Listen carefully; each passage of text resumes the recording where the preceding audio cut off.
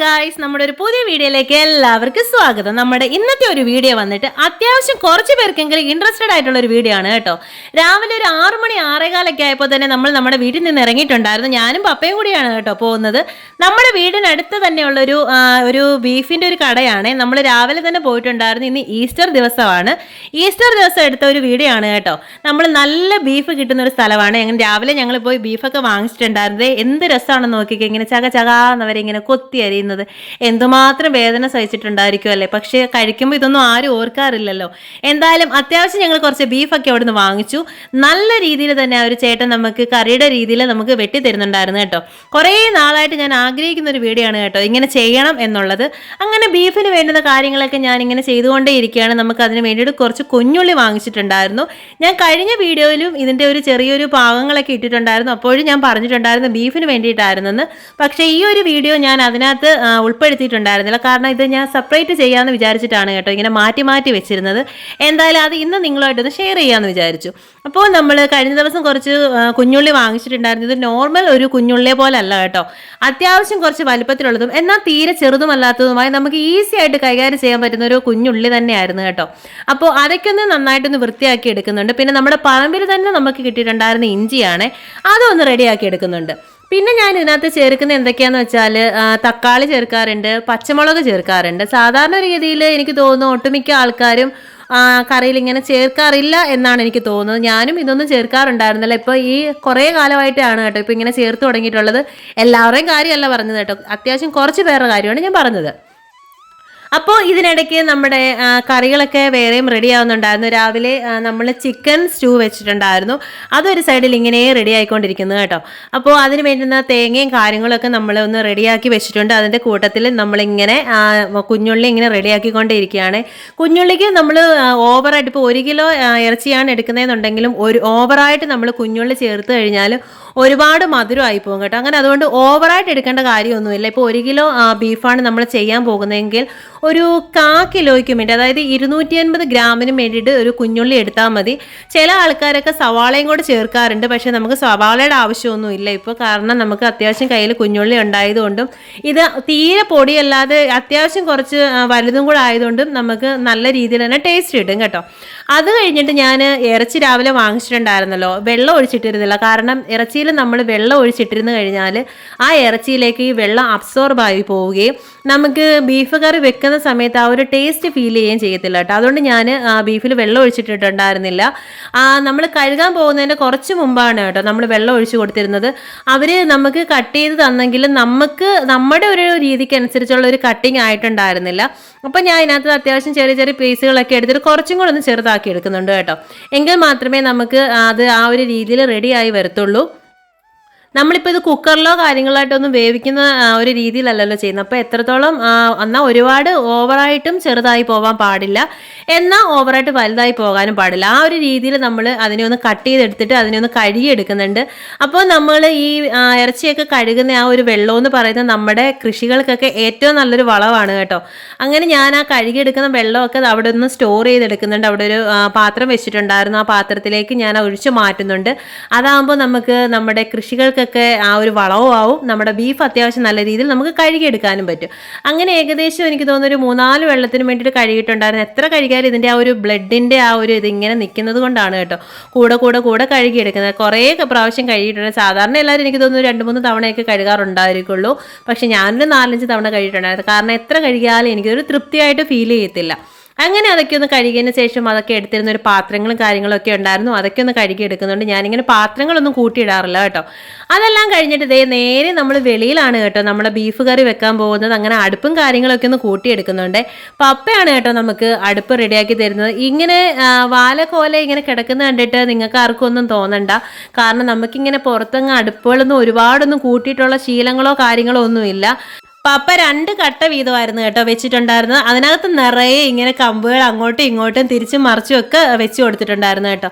ഇന്ന് രാവിലെ കൊത്തി കീറിയെടുത്ത വിറവുകളാണ്. നമ്മളിവിടെ ഞാൻ നേരത്തെ നിങ്ങളോട് പറഞ്ഞിട്ടുണ്ട്, ഞാൻ അടുപ്പിൽ കത്തിക്കുന്ന ഒരു പരിപാടി ഇവിടെ ഇല്ലാത്തതുകൊണ്ട് നമുക്കങ്ങനെ അധികം വിറവോ കാര്യങ്ങളോ ഒന്നും ഇല്ല കേട്ടോ. അപ്പോൾ അവിടെ ഉണ്ടായിരുന്ന വിറവൊക്കെ രാവിലെ പപ്പയൊന്ന് കൊത്തി കീറി തന്നിട്ടുണ്ട്. ഞാൻ അങ്ങനെ വീണ്ടും പോയി ഓരോ കട്ടയും കൂടെ എടുത്തിട്ട് വെച്ചിട്ട് അത് 3 കട്ടയായിട്ട് പൊക്കി വെച്ചിട്ടുണ്ട്. എന്നാൽ മാത്രമേ നമുക്ക് പൊക്കം കിട്ടുന്നുണ്ടായിരുന്നുള്ളൂ. ഇത് ഞാനങ്ങ് ദുബായിൽ നിന്ന് കൊണ്ടുവന്ന് നമ്മുടെ ചട്ടി ചട്ടിയാണ് കേട്ടോ. നമ്മുടെ ഇരുമ്പ് ചട്ടിയാണിത്. അപ്പോൾ അതൊന്ന് വെച്ച് കൊടുക്കുന്നുണ്ട്. അതൊന്ന് നന്നായിട്ട് ചൂടായി വന്നപ്പോഴത്തേക്കും അതിനകത്തേക്ക് ഞാൻ വെളിച്ചെണ്ണ ഒഴിച്ച് കൊടുത്തിട്ട് കടുവൊക്കെ ഇട്ടൊന്ന് പൊട്ടിക്കുന്നുണ്ട്. അവിടെ നമുക്ക് കുറച്ച് ആൾക്കാരൊക്കെ വന്നിരിപ്പുണ്ടായിരുന്നു. ഞാൻ അവരുമായിട്ട് കാര്യം പറയുന്നതാണ് കേട്ടോ. ഈ ഒരു തീയുടെ പുക കണ്ണിലേക്ക് അടിച്ച് കയറുമ്പോഴത്തേക്കും മുഖത്തിൻ്റെ ഭാവങ്ങളൊക്കെ നല്ല രീതിയിൽ മാറുന്നുണ്ട്. കാരണം ഇത്തരം കാര്യങ്ങൾ ഒക്കെ ചെയ്യുമ്പോൾ കുറച്ച് റിസ്കി ആയിട്ടുള്ള കാര്യമാണല്ലോ. പ്രത്യേകിച്ച് അതിൻ്റെ അടുത്തോട്ട് ഇരുന്നതും കൂടി നമ്മൾ ചെയ്യുമ്പോഴത്തേക്ക് അത്യാവശ്യം നല്ല രീതിയിൽ പുകയുടെ ഒരു ശല്യം നമുക്ക് വരാറുണ്ട്. അതുകൊണ്ടാണ് കേട്ടോ. അങ്ങനെ വെളിച്ചെണ്ണയൊക്കെ ഒന്ന് ചൂടായി കടുകൊക്കെ പൊട്ടിയപ്പോഴത്തേക്ക് അതിനകത്തേക്ക് നമ്മൾ അരിഞ്ഞു വെച്ചിട്ടുണ്ടായിരുന്ന കുഞ്ഞുള്ളി, തക്കാളി, പച്ചമുളക്, ഇഞ്ചി, വെളുത്തുള്ളി ഇത്രയും കാര്യങ്ങൾ ഒരുമിച്ചിട്ടാണ് കേട്ടോ ഞാനൊന്ന് വഴറ്റിയെടുക്കുന്നത്. ഈ ഒരു പാത്രം അത്യാവശ്യം നല്ല രീതിയിൽ പെട്ടെന്ന് തന്നെ ചൂടാവുന്നത് കൊണ്ട് അടുക്കി പിടിക്കാനുള്ള ചാൻസ് വളരെ കൂടുതലാണ് കേട്ടോ. അതുകൊണ്ട് നമ്മളിങ്ങനെ ഓരോന്നും ഇങ്ങനെ ഇട്ട് ഇളക്കിക്കൊണ്ടിരുന്ന് കഴിഞ്ഞാൽ ഭയങ്കര പാടാണ്. ഈ ഒരു സമയത്ത് കിച്ചൂസിന് ഭയങ്കര കൗതുകമായിട്ട് തോന്നിയ ഒരു കാര്യമൊക്കെ കേട്ടോ. ഇങ്ങനെയൊക്കെ ചെയ്യുന്നവൻ ആദ്യമായിട്ടാണ് കാണുന്നത്. അതുകൊണ്ട് അതിൻ്റെ അടുത്തുനിന്ന് മാറാതെ തന്നെ അങ്ങനെ മാറിയും തിരിഞ്ഞൊക്കെ നിൽക്കുമായിരുന്നേ. പക്ഷെ നല്ല രീതിയിൽ പുകയടിക്കുന്നുണ്ട്. ഞാൻ അവനോട് പറഞ്ഞു ഈ ഒരു ഏരിയയിൽ ഇരിക്കേണ്ട, അത്യാവശ്യം കുറച്ച് മാറിയിരുന്നു എന്ന് പറഞ്ഞു. അങ്ങനെ ഞാൻ കുറച്ച് നേരം ഇളക്കിക്കൊണ്ടിരുന്നു. അത് കഴിഞ്ഞ് മമ്മി വന്നു ഇളക്കാനെ കൊണ്ട്. അങ്ങനെ ഞങ്ങൾ രണ്ടുപേരും മാറി തിരിഞ്ഞു ഇളക്കിക്കൊണ്ടിരിക്കുകയാണ്. അങ്ങനെ അടിക്കൊക്കെ അത്യാവശ്യം നല്ല രീതിയിൽ പിടിക്കാൻ തുടങ്ങിയിട്ടുണ്ട്. ഈ ഒരു സമയത്ത് ഞാൻ നമ്മുടെ തേങ്ങ അരിഞ്ഞു വെച്ചിട്ടുണ്ടായിരുന്നില്ല. ഞാൻ സത്യം പറഞ്ഞാൽ വിട്ടുപോയതാണ് കേട്ടോ. തിരക്കിനിടയ്ക്ക് ആ ഒരു കാര്യം വിട്ടുപോയി. ചെയ്യണം എന്ന് വിചാരിച്ചുകൊണ്ടിരുന്നത്, അല്ലാതെ ചെയ്യുവന നടന്നില്ല. ഈ ഒരു സമയം കൊണ്ട് ഞാൻ ആ ഒരു തേങ്ങാക്കൊത്തൊക്കെ അരിഞ്ഞെടുക്കാൻ വേണ്ടിയിട്ട് പോയതാണ്. നമ്മൾ ഇതിനകത്ത് തേങ്ങാക്കൊത്തും കാര്യങ്ങളൊക്കെ ഇട്ട് കൊടുത്തെങ്കിൽ മാത്രമേ നമുക്ക് അത്യാവശ്യം നല്ല രീതിയിലൊരു ടേസ്റ്റ് വരത്തുള്ളൂ. അങ്ങനെ ഞാൻ തേങ്ങാക്കൊത്തൊക്കെ ഇട്ട് കൊടുത്തത് നമ്മുടെ പറമ്പിനോട് ചേർന്നിട്ടാണ് കേട്ടോ നമ്മൾ ഈ ഒരു അടുപ്പ് കൂട്ടിയിട്ടുണ്ടായിരുന്നത്. അങ്ങനെ ഒരു കസാരയൊക്കെ ഇട്ട് കൊടുത്ത് നമുക്ക് തറയിൽ കുത്തിയിരിക്കാനുള്ള സെറ്റപ്പോ കാര്യങ്ങളൊന്നും ഇല്ലാത്തതുകൊണ്ടാണ് കേട്ടോ. അവിടെ നമുക്ക് ഉപയോഗിച്ചുകൊണ്ടിരുന്ന ഒരു കുഞ്ഞൊരു ചെയറൊക്കെ നമ്മൾ കൊണ്ടിട്ട് കൊടുത്തിട്ട് നമ്മൾ ഇങ്ങനെ കാര്യങ്ങളൊക്കെ ചെയ്തുകൊണ്ടിരുന്നു. അങ്ങനെ ഏകദേശം അതിനകത്തൊക്കെ അടുക്കി പിടിച്ചിട്ടുണ്ട്. കാരണം നല്ല തീയും കാര്യങ്ങളൊക്കെ ഉണ്ടായിരുന്നുകൊണ്ടാണ് കേട്ടോ. അടുക്കി പിടിച്ചെന്ന് പറഞ്ഞ് കറിക്ക് ഒരു പ്രശ്നം ഉണ്ടായിരുന്നില്ല. ആ അടുക്കി പിടിക്കുന്നതെന്ന് പറഞ്ഞാൽ ആ ഒരു ഉള്ളിയുടെ കളറിങ്ങും കാര്യങ്ങളൊക്കെ മാറുന്നതനുസരിച്ച് ആ ഒരു കളർ ആ പാത്രത്തിലേക്ക് വന്നുകൊണ്ടിരിക്കുന്നതാണ് കേട്ടോ. ഈ ഒരു സമയം കൊണ്ട് ഞാൻ തേങ്ങാക്കൊത്തൊക്കെ ഒന്ന് അരിഞ്ഞ് റെഡിയാക്കി എടുത്തിട്ടുണ്ടായിരുന്നു. ചിലവരൊക്കെ ഇത് വെളിച്ചെണ്ണയിൽ ആദ്യമേ തന്നെ ഇട്ട് മൂപ്പിച്ചെടുക്കാറുണ്ട്. പക്ഷെ ഞാൻ അങ്ങനെ ചെയ്യുന്നില്ല. സാധാരണ ഞാൻ ഇങ്ങനെ തന്നെയാണ് ചെയ്യുന്നത് കേട്ടോ. കാരണം നമ്മൾ തേങ്ങയിലിട്ട് ആദ്യമേ മൂപ്പിച്ചെടുത്ത് കഴിഞ്ഞാൽ ഇത് പെട്ടെന്ന് കളർ മാറി വേറൊരു കളറിലേക്ക് പോകും. പിന്നെ ഈ ഒരു സമയത്ത് കുറച്ച് ഡ്രൈ ആയിട്ട് എനിക്ക് ഫീൽ ചെയ്തുകൊണ്ട് ഞാൻ കുറച്ചും കൂടി വെളിച്ചെണ്ണ ഒഴിച്ചു കൊടുത്തിട്ടുണ്ടായിരുന്നേ. അതിനുശേഷം കുറച്ച് ഉപ്പും കൂടി ഇട്ട് കൊടുത്തിട്ട് നല്ല രീതിയിലൊന്ന് ഇളക്കി എടുക്കുന്നുണ്ട്. ഇപ്പം തന്നെ ഒരു ഇളക്കി എടുക്കേണ്ട കാര്യമില്ല. കാരണം അത്യാവശ്യം നല്ല രീതിയിൽ അതൊക്കെ ഒന്ന് വാടി വന്നിട്ടുണ്ട്. അപ്പോഴേക്കും അതിനകത്തേക്ക് ഞാൻ മുളക് പൊടി ഇട്ട് കൊടുത്തു. ആദ്യമേ എല്ലാവരും ചെയ്യുന്നത് മഞ്ഞപ്പൊടിയാണ് ഇടാറുള്ളത്. പക്ഷേ എൻ്റെ മാത്രം പ്രത്യേകതയാണോ എന്ന് എനിക്കറിയത്തില്ല. ഞാൻ ആദ്യമേ എടുത്ത് മുളക് പൊടി അങ്ങിടും. അതിപ്പോൾ ഈ ഒരു കറി എന്നല്ല, ഏത് കറിയായാലും അത് തന്നെ. ഞാൻ ആദ്യമേ മുളക് പൊടിയാണ് ഇടുന്നത്. പക്ഷേ എല്ലാവരും പറയാറുണ്ട് മഞ്ഞപ്പൊടിയിൽ നിന്നാണ് പൊടി ഐറ്റംസ് ഒക്കെ തുടങ്ങാറുള്ളതെന്ന്. പക്ഷെ ഞാൻ ഇങ്ങനെയാണ് കേട്ടോ ചെയ്യുന്നത്. മുളക് പൊടി എത്ര ശ്രമിച്ചാലും എനിക്ക് ആദ്യമേ മഞ്ഞപ്പൊടി ഇടാൻ പറ്റുന്നില്ല. ഞാൻ മുളക് പൊടി തന്നെയാണ് ഇടുന്നത്. മുളക് പൊടി ഇട്ടതിന് ശേഷം മാത്രമേ ഞാൻ മഞ്ഞപ്പൊടി ഇടത്തുള്ളൂ. അങ്ങനെ മഞ്ഞപ്പൊടി, മുളക് പൊടി, മല്ലിപ്പൊടി, ഗരം മസാല. നമ്മുടെ ഇവിടേക്ക് ഇതിനെ ഇറച്ചിക്കൂട്ടിന് ഗരം മസാല എന്നാണ് കേട്ടോ പറയുന്നത്. അങ്ങനെ ഗരം മസാലയും കൂടി ഇട്ട് കൊടുക്കുന്നുണ്ട്. പിന്നെ മെയിൻ ഇൻഗ്രീഡിയൻ്റ് ആയ നമ്മുടെ കുരുമുളകിനെയും കൂടെ നല്ല രീതിയിലൊന്ന് ഇട്ട് കൊടുക്കുന്നുണ്ട് കേട്ടോ. നമ്മളിത് വാങ്ങിച്ച് ഉണക്കി പൊടിച്ച കുരുമുളകാണ്.